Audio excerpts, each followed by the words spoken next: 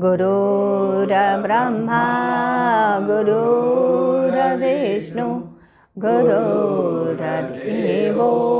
महेश्वर गुरु साक्षात् परं ब्रह्म तस्मै श्री गुरुवे नमः। आइए आगे की तरफ पढ़ते हैं। भक्त सुभद्र की कथा गुरुदेव ने हम सबको सुनाई। भक्त सुभद्र के पिता सोम शर्मा थे और माता सुमना थी। पिता विद्वान थे, ज्ञानी और प्रज्ञावान। पत्नी भी सौंदर्य रूपा और ज्ञानी थी। पुत्र जन्म से ही धर्मपरायण था।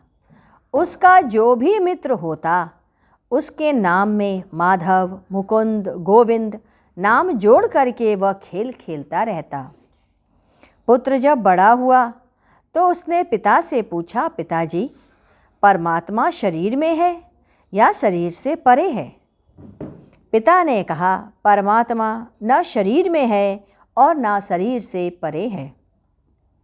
ना वह बुद्धि में से परे है, ना मन से। यह सिर्फ शास्त्र को समझाने की कोशिश की गई है। तुम स्वयं को उनके कृपा पात्र समझ के उनकी प्रार्थना और ध्यान करो कि उनकी कृपा तुम्हें प्राप्त हो। एक दिन वह बैठा था, ध्यान कर रहा था कि अचानक उसे लगा कि मैं बोल तो रहा हूँ, परंतु बोलने वाला कोई दूसरा है। मैं तो केवल खोल पहने हूँ। एक दिन माँ ने कहा, खाना खा लो। पुत्र ने कहा, अंदर की क्रिया से भूख नहीं लगी है। माँ ने कहा, संसार का भी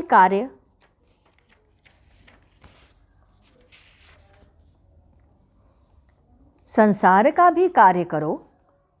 पुत्र ने कहा, पिता ने हमें ज्ञान दिया है। चित्त पर जितनी लहरें उठती हैं वह मन का निर्माण करती हैं। माँ ने कहा, जिस भगवान को तुम खोज रहे हो वह बाहर नहीं है, वह अंदर भी है। चित्त पर उसी को बैठाओ। वह एक कमरे में बैठकर ध्यान करने लगा। उसे देव दर्शन हो गया। एक दिन एक महात्मा आए, बोले, मुझे कुछ अन्न दे दो। माँ ने पूछा, महाराज, आपको क्या भिक्षा दूं? महात्मा ने कहा, मुझे कोई वस्तु नहीं चाहिए, मुझे कोई ऐसी वृत्ति दो। महात्मा ने कहा, माँ, तुम्हारे मोह के कारण और ममता के कारण लड़का मुक्त नहीं हो रहा है। यह बालक पूर्व जन्म का संस्कारी है। इसे देव दर्शन लिखा है। माँ ने कहा, मुझे कोई दुख नहीं है। एक बात बता दे, यदि बेटा मुक्त हो जाएगा तो माँ किधर जाएगी? महात्मा ने कहा, माँ, यदि बेटा अच्छी स्थिति में चला जाएगा तो वह आपको भी ऊपर लेता जाएगा। एक दिन गहन ध्यान के कारण अद्भुत रोशनी हुई। उस प्रकाश में उसे कुछ भी दिखाई नहीं दे रहा था। उसने प्रार्थना किया, हे परमेश्वर, मैं तो कुछ जानता नहीं। मैं आपकी कैसे भक्ति करूं जिससे कि आप प्रसन्न हो? आवाज आई, इसे चित्त में बैठा लो। चित्त जब निर्मल होगा, दोष रहित होगा, तभी तुम मुझे पा सकोगे। पूछा, तुम्हारी क्या इच्छा है?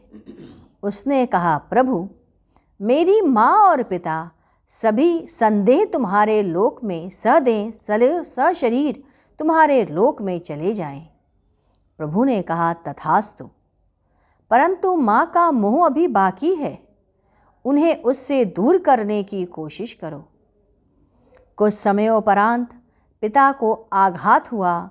माँ विदीर्ण हुई। शरीर का अंत निकट जानकर माँ ने कहा, मैं किसी को देखना नहीं चाहती, भगवान की छवि मेरे सामने रख दो। इस प्रकार वह उस लोक में चली गई। समय उपरांत सभी मरने के बाद उस लोक को प्राप्त हुए। संसार की सभी वस्तुएं नश्वर हैं। उसके प्राप्त होने पर ही चित्त पर असर पड़ता है। जितनी इच्छाएं व वासनाएं हैं सभी दोषों की जननी हैं। इन्हीं के कारण चिंतन में दोष पैदा होता है।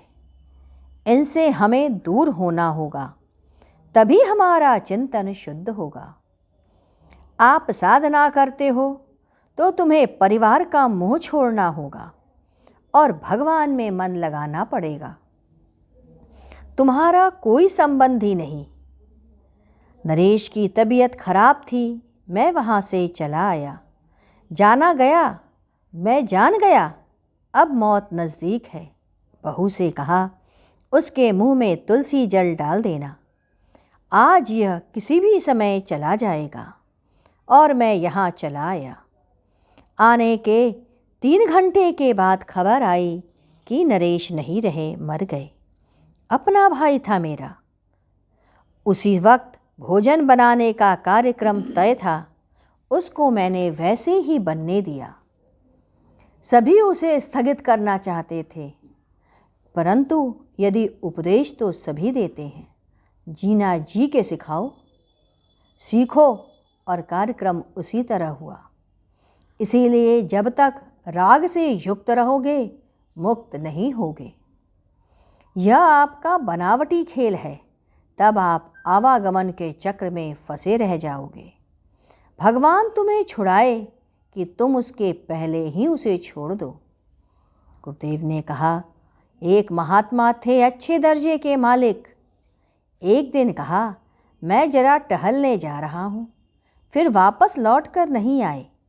बाद में पता चला एक वृक्ष के नीचे उन्होंने अपना प्राण त्याग दिया।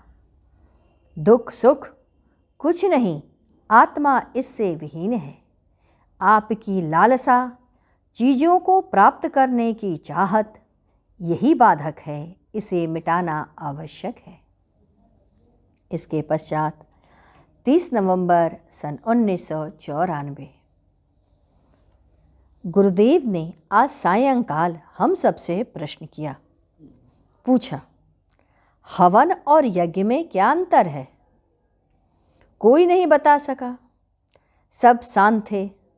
फिर उन्होंने कहा, हवन अग्नि है, यह कर्म निमित्त होता है, जबकि यज्ञ मुखाग्नि है, यह देव निमित्त होता है।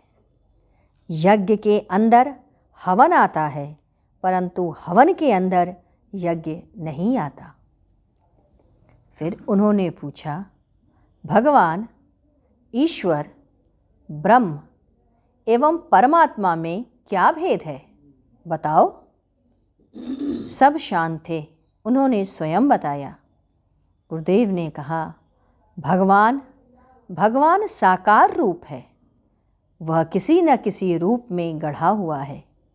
कृष्ण है, राम है, हनुमान है, यह साकार स्वरूप है। और ईश्वर निराकार रूप है, हर रूप में है, वह आकार के बाहर है। अच्छा, ब्रह्म क्या है? ब्रह्म मौन है, जहाँ कोई शब्द नहीं, जिसे बताया न जा सके, जो शांत हो जाए वह मौन ब्रह्म है। परमात्मा यह अव्यक्त है, जिसे व्यक्त ना हो सके। इसके बाद तीसरा प्रश्न पूछा, मन, चित्त और हृदय में क्या अंतर है? सब शांत थे। उत्तर उन्होंने स्वयं दिया। गहन विषय था। मन में कल्पनाएं उठती हैं। चित्त में तरंग उठता है। एक लहर आई और हंसी उठ गई।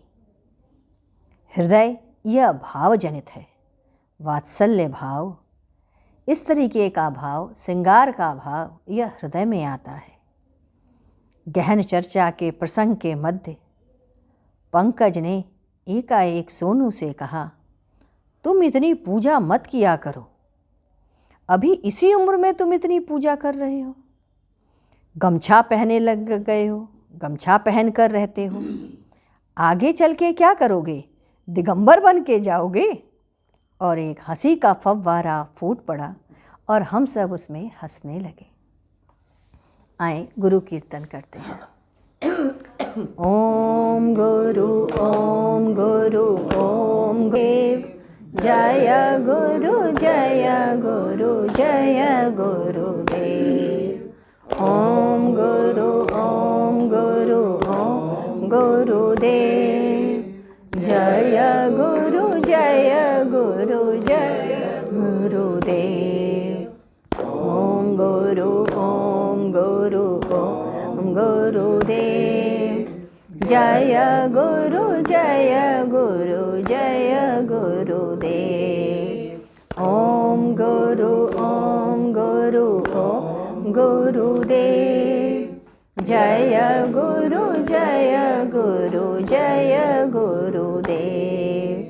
ओम गुरु ओम गुरु ओम गुरुदेव जय गुरु गुरु जय गुरुदेव। ओम गुरु ओम गुरु ओम गुरुदेव जय गुरु जय गुरु जय गुरुदेव।